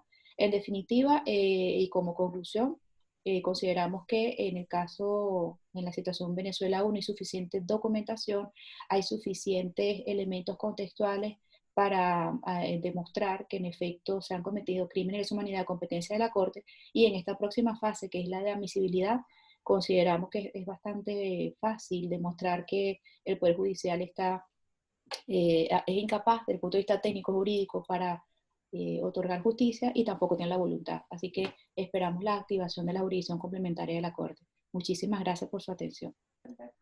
Muchísimas gracias a la doctora Hernández por sus palabras. Voy a hacer aquí un paréntesis antes de cederle la palabra a nuestra próxima profesora, la doctora Carmen, y es motivado a que nuestro decano, el doctor Luis Alfonso García Corrochano, tenía previsto dar las palabras de clausura, pero nos hemos demorado un poco en la dinámica y vamos a abrir entonces su espacio para sus palabras y luego finalizamos con la doctora Alguindí. Adelante, decano, muy buenos días. Muy buenos días, Rafael, muy buenos días con todos. Muchas gracias a todos los participantes en esta interesante conferencia. La verdad, la situación de Venezuela nos preocupa a todos. Y es cierto que existiendo medios en el derecho internacional para investigar y para sancionar cuanto ahí está ocurriendo, esto debe activarse. Justamente la garantía de efectividad del derecho internacional está en su aplicación. El derecho internacional penal es una conquista que ha tomado mucho tiempo, costado muchas guerras y muchas vidas. No puede al día de hoy suceder lo que está sucediendo y carecer de una sanción adecuada. Con todas las garantías, con la investigación debida, siguiendo todos los procedimientos y las normas internacionales, pero es importante que la Corte Penal Internacional se pronuncie y lance un mensaje claro, no solamente en las situaciones de conflicto armado internacional abierto, sino en aquellas situaciones inciertas, que ni siquiera podrían todavía calificarse como un conflicto armado interno o no internacional, pero en la cual se producen gravísimas violaciones de los derechos fundamentales, como desapariciones forzadas, torturas, secuestros, etcétera, no pueden permanecer inmunes y la comunidad internacional no puede quedar impasible ante estas situaciones. Felicito la calidad del evento que se viene desarrollando. Me hubiera gustado acompañarlos, lamentablemente otros compromisos previos y ahora posteriores no me impiden estar durante más tiempo participando activamente. He estado escuchándolos y continuaré escuchándolos y les agradezco muchísimo a todos los expositores por su colaboración en esta mañana. Y gracias al doctor Rafael Casado por haber organizado este evento y al embajador Víctor Rodríguez Cedeño, que siempre nos acompaña y nos anima en estos eventos internacionales. Muchas gracias y continúen, por favor. Adelante. Muchísimas gracias, decano, por sus palabras y continuamos nuestra foro internacional ofreciendo la palabra a nuestra próxima conferencista, la doctora Carmen Alguidingue, representante legal de las víctimas en los exámenes preliminares de Venezuela, miembro de la barra de abogados de la Corte Penal Internacional, quien presentará el tema, el papel de las víctimas en los procesos ante la Corte, con especial referencia al caso de Venezuela. Tiene usted la palabra.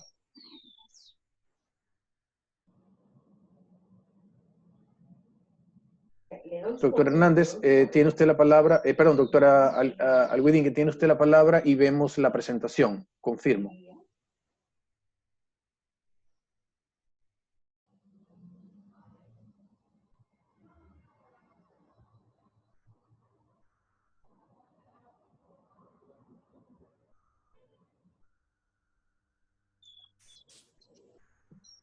Adelante, doctora Carmen, ¿nos escucha? ¿Me escuchan? No, Okay. Ahora sí, en este momento sí. Ok. Muchísimas gracias, decano, y por supuesto un inmenso agradecimiento a Rafael y a Víctor por la organización de este evento. Quiero saludarlos a todos y si me permiten, quiero iniciar mi intervención con dos acotaciones. La primera es que cerramos este ciclo de foros en un escenario en el que todos los ponentes que me precedieron son una muestra de gran valía para demostrar cómo nos encontramos unidos en el trabajo del presente y del futuro, de impulsar con extraordinarias competencias, pero también con corazón y gran determinación el caso que sobre Venezuela se encuentra en examen preliminar en la Corte Penal Internacional. En este sentido, debo acotar que es para mí un honor haber formado parte de este evento con compañeros admirados y apreciados. Saludo muy especialmente a Milagros Betancourt, a quien todos debemos reconocer su valioso trabajo en la ratificación del estatuto, y más allá de ello, su lucha profética en formar en nuestro país abogados en esta materia, cuando para muchos era un ejercicio retórico y meramente académico que no necesitaríamos nunca aplicar. En segundo lugar, es imperativo traer a colación que no por casualidad debió quedar el tema que nos ocupa en estos próximos minutos para el final. cerramos este evento dando el papel protagónico a nuestras víctimas.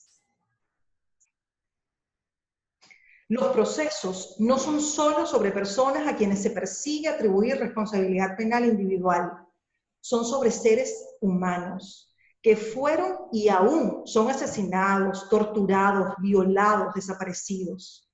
Esta lámina que estamos viendo es una pequeña muestra de la dantesca realidad. La justicia internacional está lejos de ser una herramienta útil en los procesos de reconciliación, de paz y reconstrucción de las sociedades afectadas por graves crímenes si la víctima no es la protagonista, si se utiliza como marioneta de fiscales y de abogados, si no se le permite con su actuación tomar control de su presente enfrentando el pasado con la verdad y así reconstruir su futuro. Abordar este tema como lo estamos haciendo y como lo hemos hecho en estos 2 ciclos de foro, con seriedad, no quedándonos en análisis meramente académicos o fácticos, sino por el contrario, ahondar en ello porque es esencial, pero a la vez dando a conocer sobre las víctimas, llamándolas por su nombre, recordando sus historias y las violaciones que sufrieron, en fin, repitiendo una y mil veces la verdad.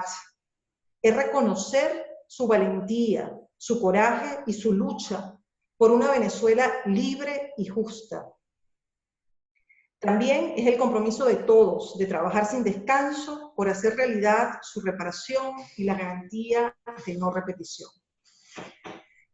Y en este sentido, cuando estamos conversando en esta parte del foro sobre la víctima, lo primero que debemos tener en cuenta es que estamos encontrándonos en la Corte Penal Internacional un sistema de regulación de sus derechos que es un sistema complejo, que involucra reglas, que involucra también decisiones múltiples jurisprudenciales y órganos, todos ellos que deben fluir y deben, de alguna manera ensamblarse para poder hacer efectivos sus derechos.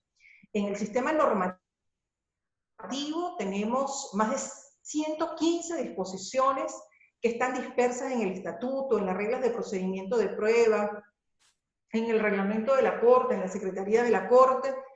Tenemos, además de esto, una abundante jurisprudencia de las salas sobre las situaciones y en los casos conocidos por la Corte que tratan de delimitar específicamente quiénes pueden ser autorizados a participar como víctimas ante la Corte Penal Internacional, cuáles actuaciones les están permitidas a estas personas ya autorizados, pero además tenemos unos órganos que deben funcionar de manera sistémica para poder dar atención a las víctimas, para poder hacer realidad sus derechos, que son en la Secretaría, la Unidad de Víctimas y Testigos, la Sección para la Participación y la Reparación de las Víctimas, la Oficina Pública para la Defensa de las Víctimas, que es autónoma, el Fondo Fiduciario, y el grupo de trabajo de las distintas áreas que tratan de ensamblar el trabajo tanto de la Fiscalía como de los distintos organismos de la Corte. Y pues sin hacer alusión en cada uno de los elementos que vamos a conversar por razones de tiempo, todo este sistema está ensamblado para las acotaciones que voy a mencionar. Tanto lo que está contemplado en la normativa, como la jurisprudencia, la producción de la jurisprudencia, pero también algunas situaciones de gestión de estos distintos órganos que confluyen para hacer efectivo el derecho de las víctimas. Y hay algo en el cual debemos tener absoluta claridad, y son los elementos en los que todos y cada uno de estos elementos que componen el sistema de víctimas en la Corte Penal Internacional están de acuerdo, y es en definir que las víctimas son personas naturales, son aquellos seres humanos que han sufrido un daño como consecuencia de la comisión de algún crimen de la competencia de la Corte, pero que también pueden ser personas jurídicas, organizaciones o instituciones que sufriendo daños directos a alguno de sus bienes,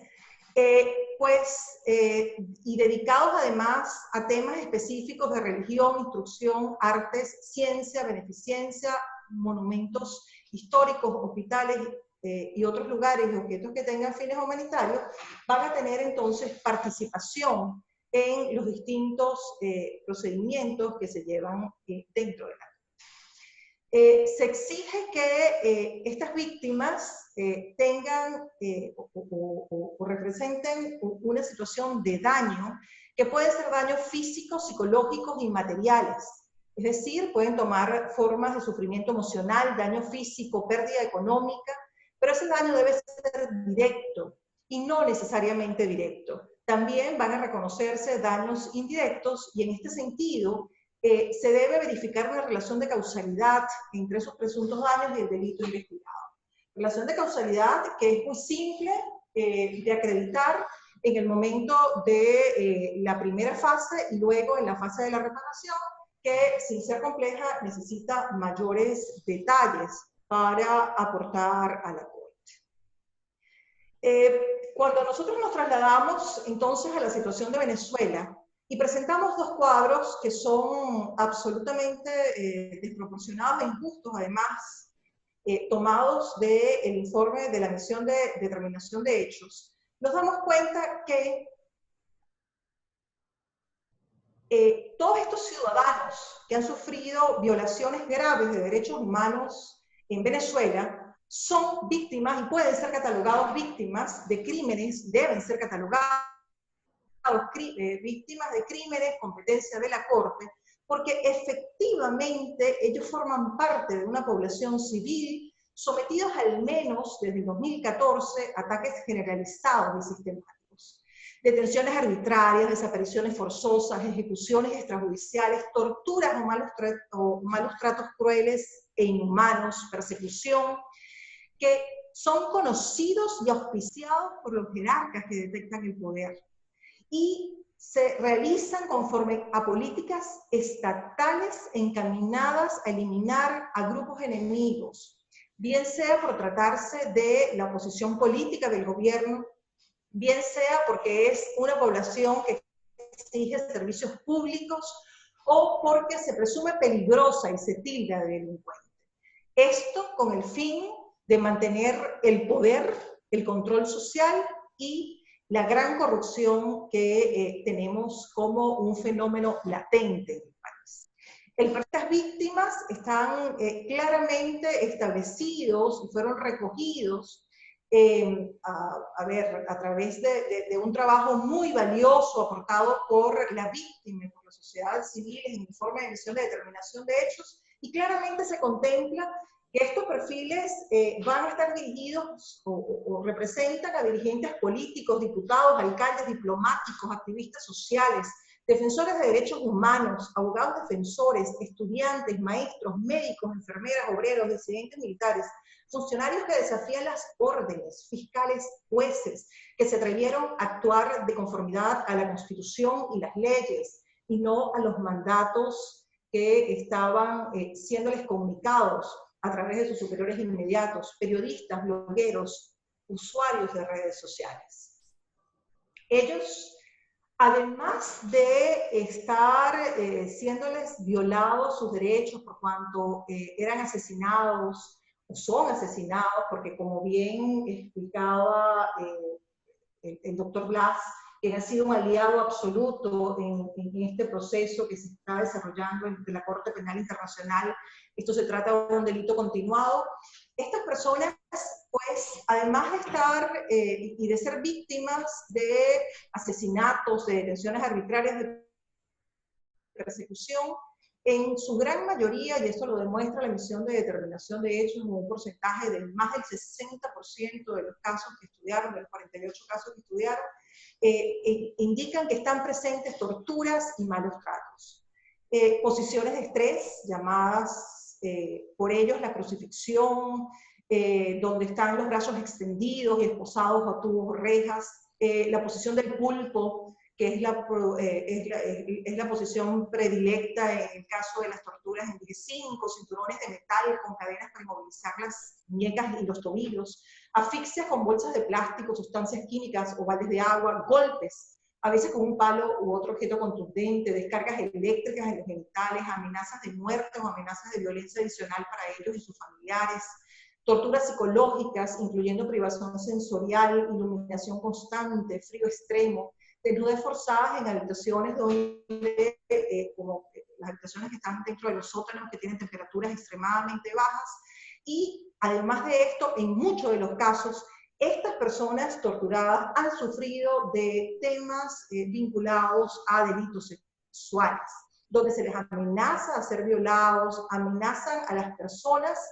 afines a sus familiares con estas acciones, donde efectivamente existen violencia sexual directa, incluyendo manoseos de senos, glúteos y genitales, azotes a las mujeres o a los familiares, desnudez forzada durante detenciones en grupo, violencia dirigida a los genitales, descargas eléctricas dirigidas a los genitales, requisas corporales invasivas en casi todos de los casos reportados, donde las personas pues, detenidas tienen la visita de los familiares que, bueno, a pesar de todas las circunstancias, van y les llevan la comida, el agua, y todos esos insumos, además, en muchas de las oportunidades, les son confiscados.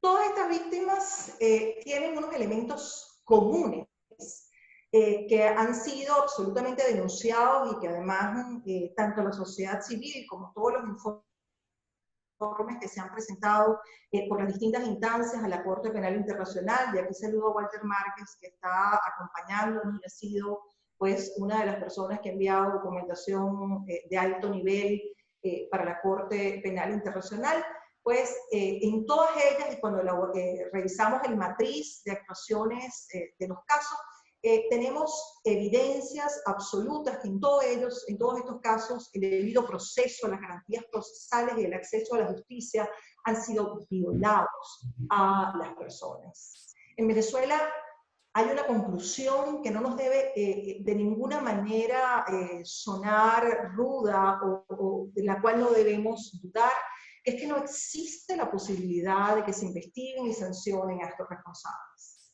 El sistema de justicia, como todas las instituciones en Venezuela, está desboronada.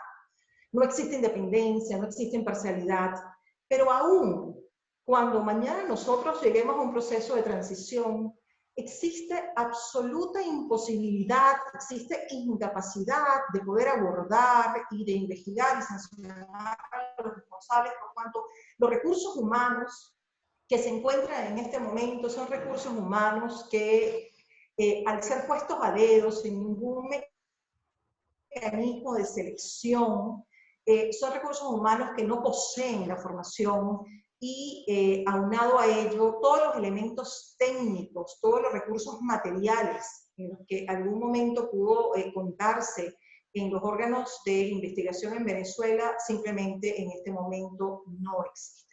No hay posibilidad de que, de acuerdo a los estándares internacionales, en Venezuela se puedan investigar y sancionar a estos altos responsables. Los pocos casos, 5, que terminó la misión de determinación de hechos dentro del cúmulo de estos casos que fueron investigados, bueno, estos casos son una muestra de una responsabilidad menor, donde el grado de participación es un grado que no está acorde con los sucesos efectivamente realizados, pero que además de esto van simplemente a dar el señalamiento hacia los perpetradores directos y nunca hacia aquellos responsables superiores en la cadena de mando, que son los que tienen el control, los que auspician, pero además de auspiciar son los que aseguran que efectivamente estos crímenes se sigan cometiendo y pues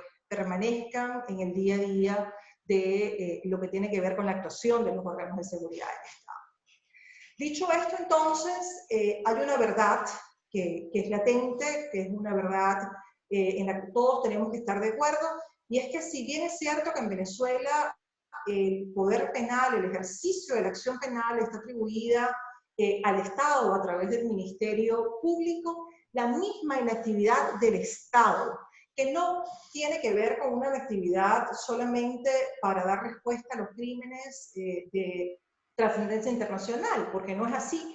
Desde hace muchísimo más de una década, las víctimas han protagonizado un papel en el cual han tenido que introducir en los casos de los delitos comunes querellas a ver si logran algún tipo de acceso a la justicia, porque el Ministerio Público pues no tenía una capacidad sino solamente de trabajar con un porcentaje más o menos.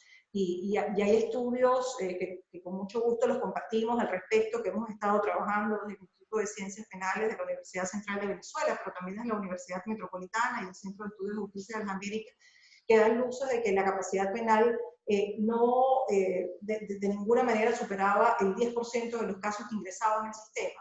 Pero bueno, en cualquiera de los casos, enfocándonos en estos graves crímenes de trascendencia internacional, esa inactividad del Estado ha hecho que las víctimas tomen un papel protagónico, organizadas a través de organizaciones no gubernamentales y otras pues a través de personeros que se han dedicado efectivamente a llevar sus voces a la justicia internacional, y hoy la Corte Penal Internacional está conociendo de estas situaciones. Y en este sentido, entonces, cuando hablamos del papel de las víctimas, lo primero que tenemos que hacer es resaltar que las víctimas llegan a una institución, a una corte donde el reconocimiento de sus derechos representa uno de los mayores avances en la justicia penal internacional. Es bien sabido que en los estatutos, en las prácticas, en la jurisprudencia de los tribunales, tanto de Nuremberg como de Tokio, o los tribunales de la antigua Yugoslavia, Ruanda, incluso en la Corte Penal de Sierra Leona, el Tribunal de la Haya, no se encuentran antecedentes sobre la inclusión de los derechos de la víctima. Aún a pesar de que en la Declaración sobre Principios Fundamentales de Justicia relativos a las víctimas de delitos y abusos del poder, aprobada en la Asamblea de la ONU en 1985, así se estipulaba. Antes de la Corte Penal Internacional, el centro de atención era el crimen. Las víctimas no tenían un espacio propio, no se consideraban como una parte legítima e independiente de los procedimientos, su participación estaba limitada solamente a rendir testimonios en calidad de testigos, en ser fuente de prueba, en meros espectadores. De alguna manera se consideraban marionetas, entre las cuales los jueces, los fiscales y los abogados eran utilizadas como instrumento, como marionetas, a los fines de lograr la responsabilidad. Cualquier materia de reparación y protección era absolutamente limitada, y es realmente un avance y un logro fundamental el hecho de que hoy nuestras víctimas se encuentren con una institución, con una corte en la cual ellas pueden ser participantes, pueden ser sujetos activos, pueden ser sujetos de actuaciones, actores de proceso, en el cual se les reconocen 3 derechos fundamentales. El derecho a la participación a través de una representación legal y además del derecho a ser notificadas y el tema de la publicidad de los procedimientos. Además de esto tienen derecho a la protección y el derecho a solicitar la reparación. Sus derechos tienen algún tipo de limitación, y esta limitación es una limitación en la cual la Corte tiene la obligación o la facultad discrecional, además de decidir que la participación de las víctimas, este actuar de las víctimas dentro del proceso, tenga la necesidad de respetar los derechos y las garantías judiciales del acusado. Es decir, que no redunde en detrimento de un juicio justo o imparcial, y esto ha sido realmente un reto para la Corte, un punto importante de producción de jurisprudencia, y desde la primera caso que conoce la Corte Penal Internacional, pues esto ha sido un punto a debatir, y en el cual se ha tratado de lograr acuerdos, cuál es la sala de apelaciones, más o menos ha podido ser una especie de situaciones en las cuales exista una uniformidad con respecto a este necesario balance que debe existir entre la participación de la víctima y el tema del juicio justo e imparcial para el respeto de los derechos y garantías judiciales del acusado. Como les decía, el estatuto procesal atribuido a las víctimas en las actuaciones ante la Corte Penal Internacional es considerado como una de las características más sobresalientes del Estatuto de Roma. Venezuela entonces tiene esta gran ventaja en el caso que conoce en este momento la Corte, por cuanto las víctimas están llegando a un ambiente donde tienen un protagonismo.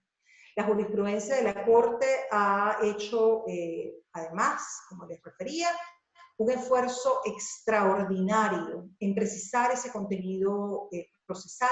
Se han presentado controversias, la Sala de Apelaciones ha contribuido a homogeneizar las distintas posiciones y obviamente, aunque estamos en un reto de alcanzar seguridad jurídica, sí existen acuerdos absolutos en cuanto a cuál sería el estatuto procesal de la víctima en el estado o en la etapa de investigación, en el de la audiencia de confirmación de cargos, en el juicio oral y en la etapa de reparación. En este momento en el que nos encontramos, en el caso de Venezuela 1, es absolutamente necesario reconocer que efectivamente es por las víctimas y por esa participación y ese reconocimiento que se les hace en la Corte Penal Internacional, que efectivamente se pudo dar paso a que ellos activaran la competencia de la Corte a través de las comunicaciones conforme al artículo 15, pero además de esto, cuando hablamos de la remisión que hicieran los estados partes, pues efectivamente las víctimas han tenido un factor protagónico, así como en toda la preservación de los medios de prueba en los cuales hemos venido trabajando en estos últimos años. Cuando se estudia a través de la jurisprudencia de los distintos casos que han venido siendo conocidos por la Corte Penal Internacional, entendemos que la participación de la víctima tiene un valor agregado fundamental. Brindan a la Corte una vía para mayor comprensión de las razones detrás de lo que sucedió en un país específico, dando a conocer sucesos y detalles sobre cuestiones propias alrededor de los hechos y del contexto. Acercan un componente humano que recuerda que fueron individuos los que sufrieron los crímenes más graves que conmueven a la comunidad internacional y que son la esencia, además, del procedimiento ante la Corte Penal Internacional, pero también hay algo fundamental, y es que en casos en particular, efectivamente las víctimas han revelado que sus intereses pueden diferir a los de la Fiscalía y exteriorizan sus intereses específicos, y además han permitido, en algunos de los casos de la Corte, poner en tela las decisiones, en tela de juicio, las decisiones de oportunidad de la Fiscalía en cuanto a los hechos que fueron investigados y lo que fueron subrayados.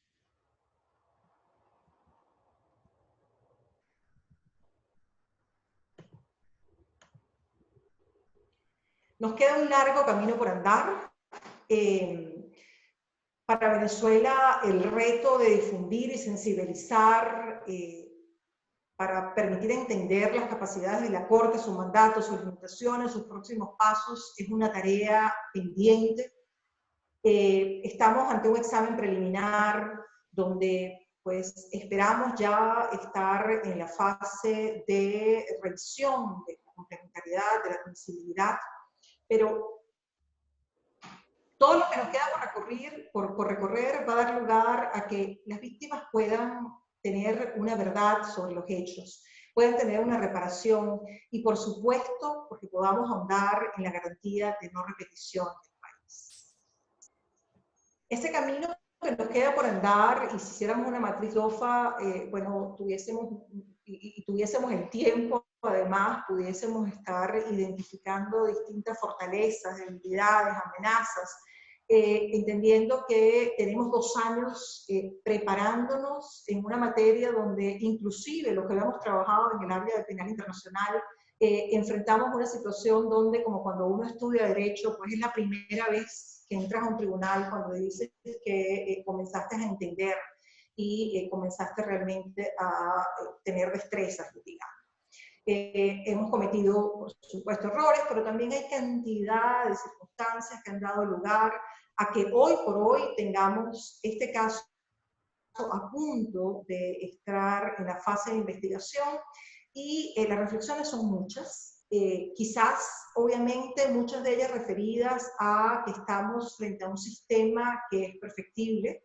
El contenido del informe de expertos, como bien mencionaba Milagros, es una muestra importante de retos que se deben vencer en la Corte Penal Internacional. Estamos a punto, además, de la elección de un nuevo fiscal y es clara que hay una prevalencia del informe europeo, del enfoque europeo y occidental sobre las formas en las que se aplica la ley en la Corte.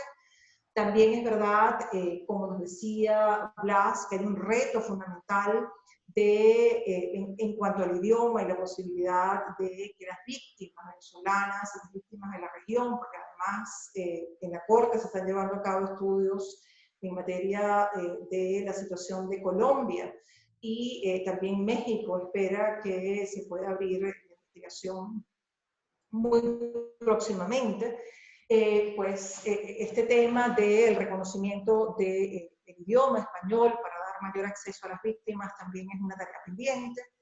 En la misma línea de lo que nos mencionaba Milagros, hay una necesidad inminente de apoyar a la Corte, pero además de presionar proactivamente para asegurar que se avance con celeridad ante la urgencia de prevenir y detener la violencia que se encuentra en proceso en Venezuela.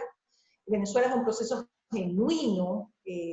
Nosotros continuamos día a día. Hoy tenemos que hacer un reconocimiento a 2 víctimas que ayer pues, fueron detenidas, víctimas que tienen que ver con el sector petrolero, que fueron detenidas y que indican que la situación no es una situación que va a acabar. Y ese papel preventivo, efectivamente, es absolutamente fundamental y debemos todos entender que mientras la Corte no tome una decisión en materia de que nuestro examen preliminar pase a una investigación, pues el factor procesivo, el factor preventivo simplemente no va a cumplir ningún efecto y por el contrario, el régimen que detenta el poder en Venezuela, pues continuará en todas estas prácticas usuales y cotidianas en las cuales a través de la represión violenta los derechos humanos y comete delitos de crímenes de lesa humanidad. Hay además pendiente el tema de activos y capitales en los perpetradores de crímenes para garantizar las reparaciones. La Corte, a pesar de que ha hecho un importante trabajo en este tema, efectivamente ha dicho públicamente que no tiene los recursos suficientes para trabajar en estas materias, así como también en el tema de ahondar en la materia de la gran corrupción. En el caso específico de Venezuela, sabremos que la gran corrupción es el motor de todos los crímenes de lesa humanidad que se cometen. Además, la corrupción da lugar al elemento de la impunidad, que simplemente abre un escenario pues, gigantesco para que no exista ningún límite a través del cual el Estado pueda pensar de ninguna manera en frenar todas estas actuaciones contrarias a los derechos humanos. Pudiésemos seguir reflexionando y trayendo ideas, pero bueno, en aras del tiempo, yo lo dejaría en este momento hasta acá, dándoles a todos las gracias por estar presentes en este foro y además comprometiendo a Rafael, tal como le decía al inicio, en poder promocionar y en poder estructurar nuevos espacios para que podamos reflexionar sobre esta materia.